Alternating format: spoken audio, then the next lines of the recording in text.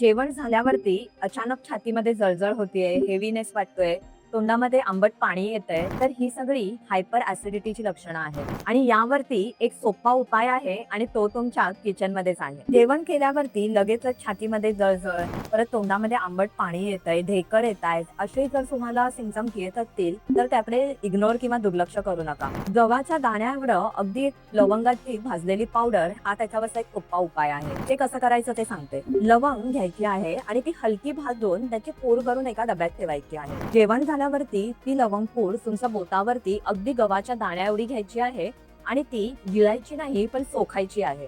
लवंग मध्ये युजेनॉल हे घटक असतं जे तुमचं ऍसिड फॉर्मेशन कमी करायला लगेचच मदत करतं. जळजळ आणि बेचैनी हायपर ऍसिडिटीचे सिम्पटम कमी व्हायला लगेच मदत होते. मात्र तुम्हाला जर हायपर ऍसिडिटीचा त्रास हा सतत होत असेल आणि बऱ्याच वर्षांपासून असेल तर नक्की कन्सल्टेशनची गरज आहे आणि हायपर ऍसिडिटीचं कारण शोधण्याची गरज आहे.